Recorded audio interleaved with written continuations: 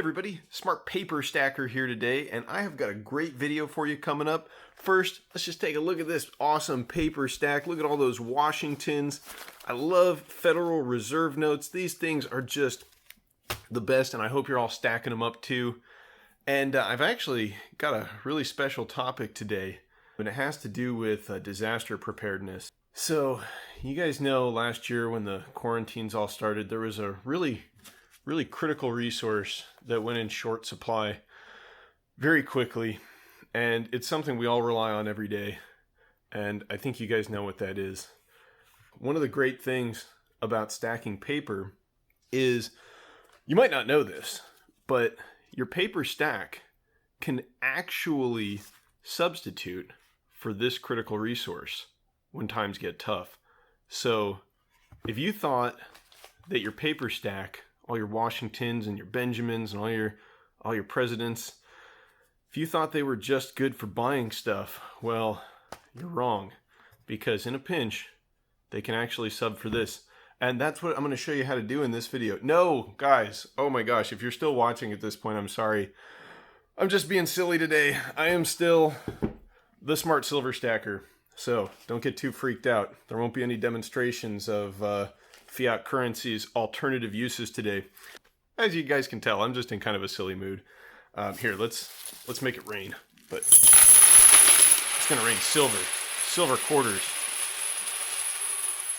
Oh yeah, I love that ring of silver. I'm just in a silly mood today, and that was a weird intro, I know, but I hope you enjoyed it. I hope it gave you a little levity, because you know, sometimes all you can do is just kind of sit back and be a little silly and laugh. When you watch the news and you follow current events, you know, you can't get too wrapped up in that stuff because it's all pretty depressing a lot of the time. I mean, you live in a country where we have $27 trillion in debt, and we've got politicians talking about implementing universal basic income, and everybody thinks that we can just endlessly create money out of nowhere, and it's just free. Everything's free now.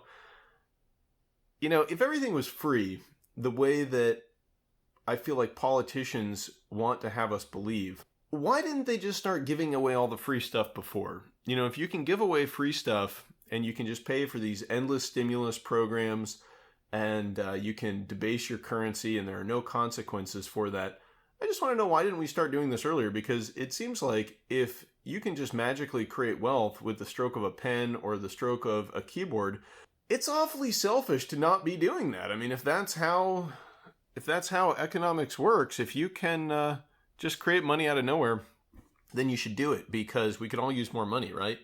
Well, I think anybody watching and any stackers out there probably know that that's a pretty ridiculous idea, and that it's sort of magical thinking. And this video, guys, is just going to be sort of a ramble, if you haven't been able to tell already. So buckle up, because I've got a couple of topics I want to talk about today.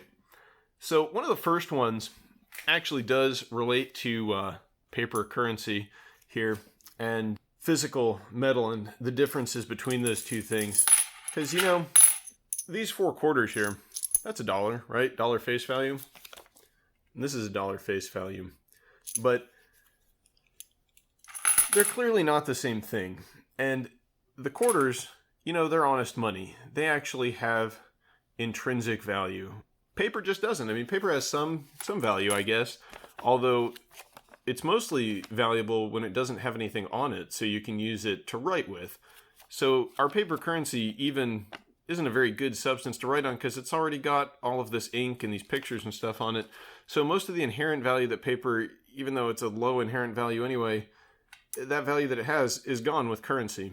Whereas, while this is currency, just like that dollar bill, this quarter has value in it that is derived not from any decree or fiat, but it's basically just value that's given to it by the laws of physics. You got to ask yourself the question, do you want money that gets its value from the laws of physics? Or do you want to have money that gets its value from the laws of man, or from the decree of the Federal Reserve? See, this is a Federal Reserve note.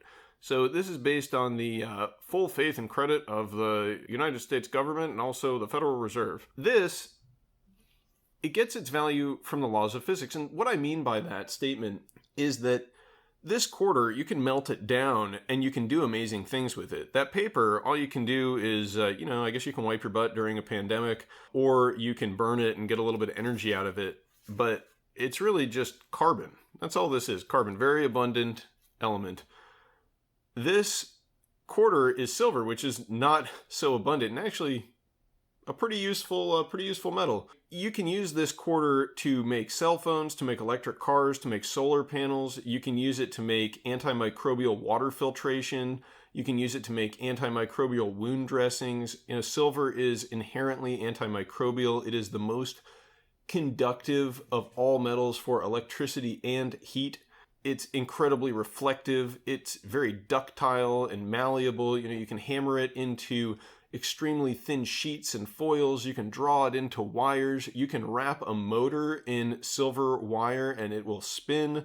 In fact, I believe it's even a little bit more efficient than a copper motor, although, cost-wise, maybe not. But I do know they use silver motors for certain specific instances. But it's just useful stuff all around. And like I said, that's because of the laws of physics. Silver, as an element, can do all of those things.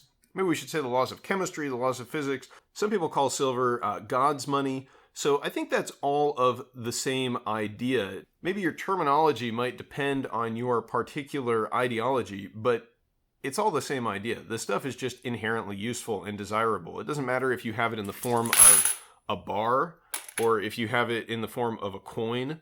You can turn it into a currency and give it an actual face value, like a quarter of a dollar.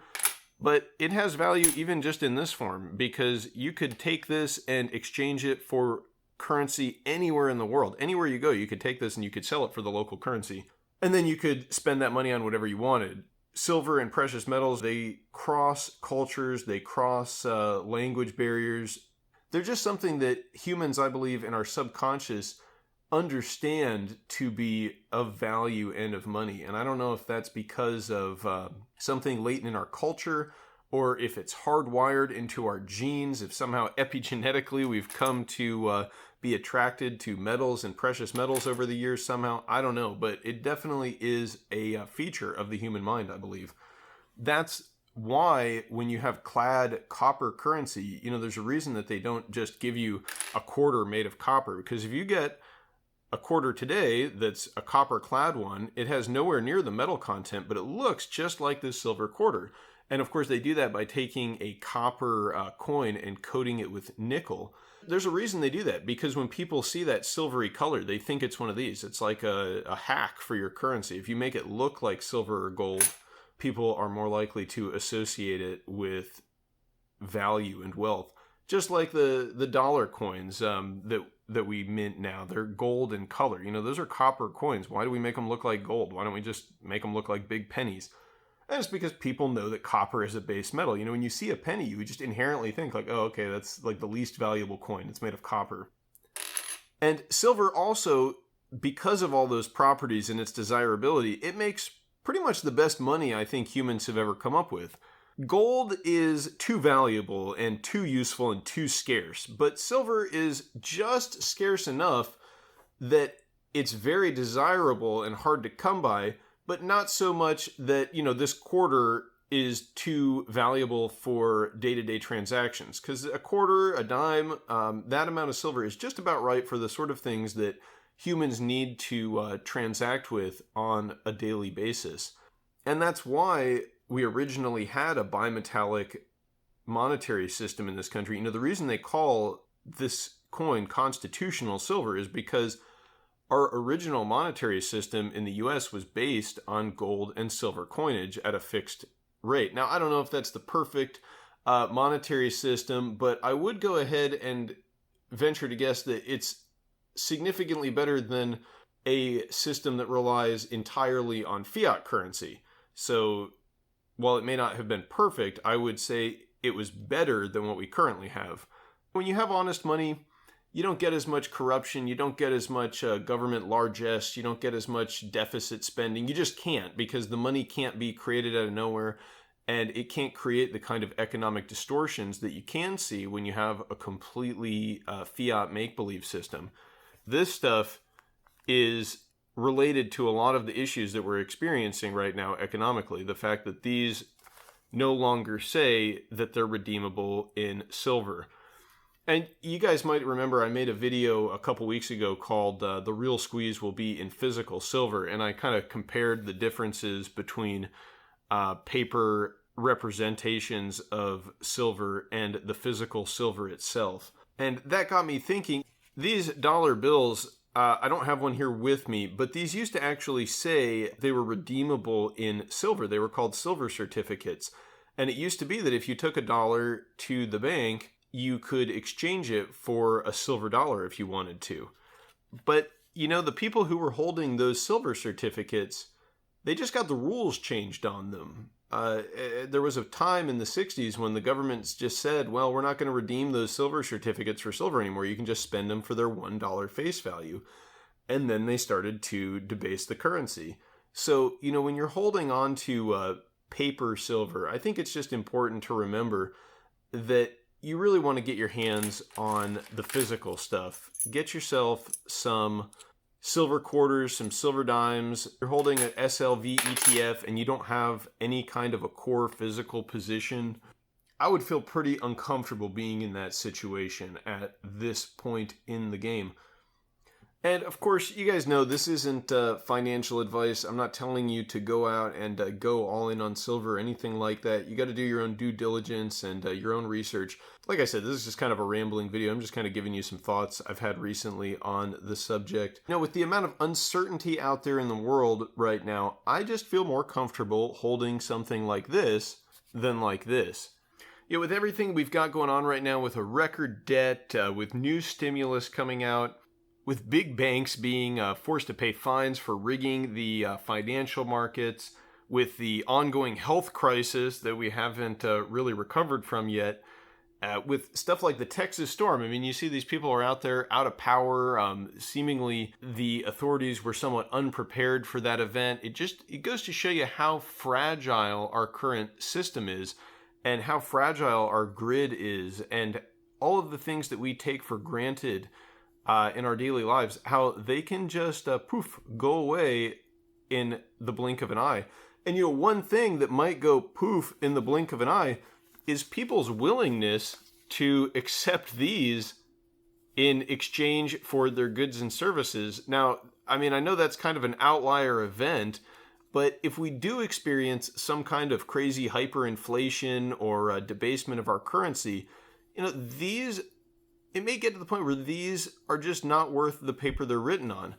But if you're holding physical hard money like silver, well, you're going to be in a good position when that day comes. So that's why I like to hold physical instead of paper. Now, of course, you need some of these. As you can see, I've got a bunch of singles. I'm ready for a fun night on the town here. Now, you need some cash. You need some cash around because you need to make sure that you're a strong hand. So, you know, I like to have a emergency fund. I like to have enough that, you know, I can pay my bills if for some reason my income is interrupted at some point. But beyond that, beyond a reasonable amount of cash for emergencies and for unforeseen events, I don't really like to hold too much wealth in paper because, you know, it can just go poof overnight. I can think of lots of scenarios where the value of this drops dramatically and people stop wanting it. You know, just enough time passing and you're almost guaranteed that this will no longer hold value. But, you know, the crazy thing is you can get a silver coin like this from the Roman era, something from 2,000 years ago, and it's still valuable. Try spending some Roman paper currency and see where that gets you. So anyway, guys, this has been a long, rambling video. I hope you enjoyed it. Any of you who are still watching, thanks for tuning in. If you liked this video and you'd like to see more videos about gold and silver and stacking, then check out this one right here. And don't forget to like, comment, subscribe. You know, I love comments. I love getting comments from you guys. It's pretty much my favorite part of making these videos. So hit me up in the comments below. Anyway, I'll catch you next time. Smart Silver Stacker out. Stay safe and happy stacking.